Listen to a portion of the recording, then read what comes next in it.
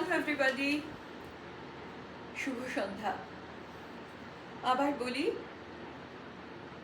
দীর্ঘ ২৭ বছর টানা ইংল্যান্ডে থাকার পর এখন কয়েকটা মাস বছরে কলকাতায় কাটানোর সুযোগ এসেছে। আর এই সুযোগে সবচেয়ে খুশি আমি আর আমার ক্রিয়েটিভ ওয়ার্ল্ড আর আমার কলম। যেই ক্রিয়েটিভ ওয়ার্ল্ডে হাঁটতে গেলে সেই বন্ধু সব সময় পাশে থাকে। আমার চ্যানেল আগে যারা দেখেছেন, আমি পিয়ানো বাজাই, আমি ওয়েস্টার্ন ক্লাসিক্যাল মিউজিক নিয়ে একটু চর্চা করি। ফলে বেথোভেন আমার খুব হৃদয়ের কাছের মানুষ, কিন্তু ডিএনএতে তো রবীন্দ্রনাথ। এই দুটো মানুষের সুর আমাকে ছোটবেলা থেকে প্রভাবিত করেছে। তাই আজকে সকালে কলম নিয়ে লিখলাম একটা কবিতা, আর তার আনন্দ সবার সাথে শেয়ার করে নিই। কবিতার নাম কল্পনার সুরনগরী। এই প্রসঙ্গে বলে রাখি, আপনারা অনেকেই জানেন রবীন্দ্রনাথ তো আমাদের কলকাতার জোড়াসাঁকোর মানুষ। বেথোভেন জন্মেছিল জার্মানির বন নামক শহরে।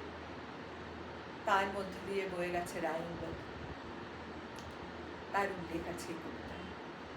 তাই বললাম,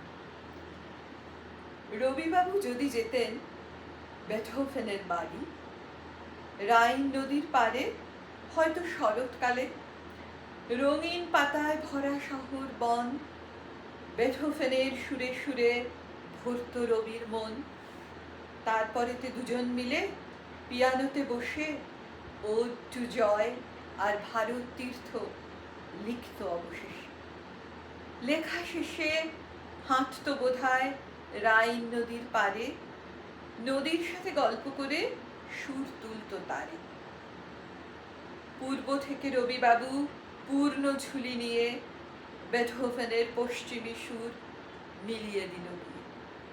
সিম্ফনি আর গানের সুরে আকাশ গেল ছেয়ে, বেথোভেনের শ্রবণ শক্তি নষ্ট করে দিয়ে। স্রষ্টা তখন গর্জে উঠে বলল, এটাই ভালো, শ্রবণ বিনাও ওর বিনাতে বাজবে সুরের আলো। ওড টু জয় আর ভারত তীর্থ অমর হলো সেদিন, রাইন আজও সেই সুরেতে বলছে প্রতিদিন।